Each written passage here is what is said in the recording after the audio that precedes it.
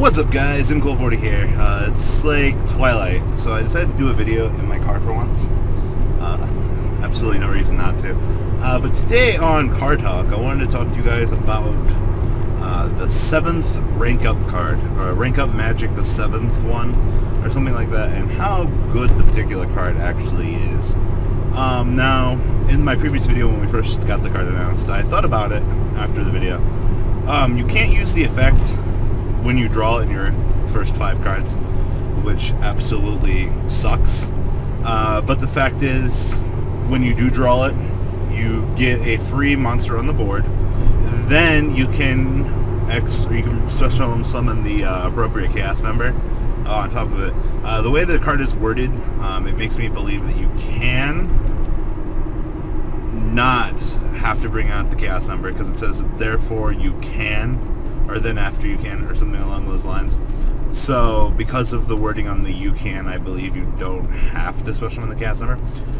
But the thing is, in a game such as Yu-Gi-Oh, where you have cards such as the 7th one that you can just top deck and win, it's pretty interesting. Now, they did put a lot of emphasis on the fact that you have to draw it in your draw phase. If you draw it outside of that, the card is awful. Plus, they also put the once per duel restriction on it.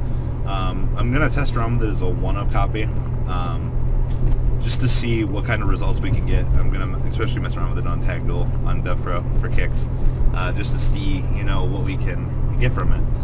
Also, we looked at the available chaos numbers and the things that can really abuse it. First off, you guys know about Shark Knight, excuse me.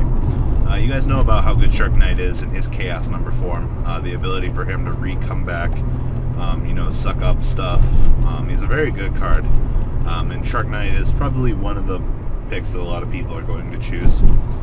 There's also, I think 102 was the Star Seraph. I didn't think that was very good. 103 doesn't seem that good either. 104, the Umbral Horror Masquerade. The chaos number is ridiculous. You just get to pop a spell trap card when it's special summoned, so that's pretty good.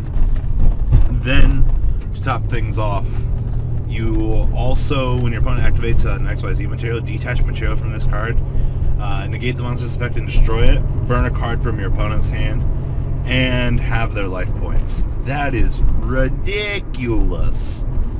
So 104, definitely one of my more interesting choices. I don't remember 105. If it would have been important, I would have remembered it. 106 is Giant Hand and Giant Hand Red. Both are very good, too. You really can't get much use out of Giant Hand, but, you know, do keep that in mind.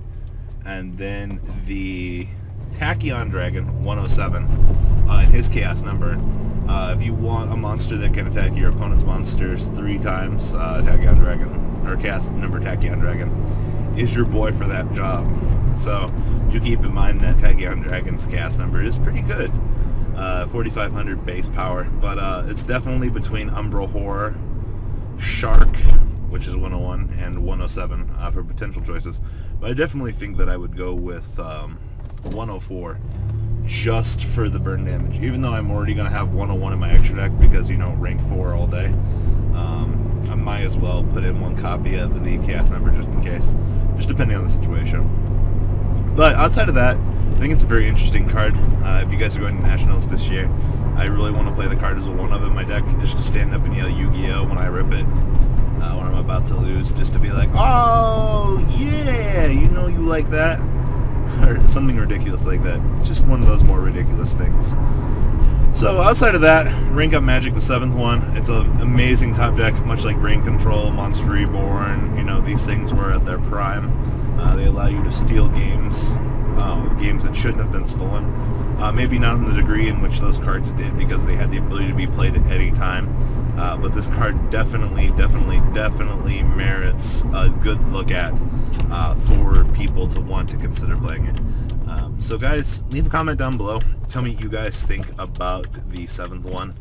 I really wish it had a secondary function, but I mean, they really couldn't do that to that card, simply because, you know, if it had an extra effect, the card would just be too good, and it would be devastating to the game.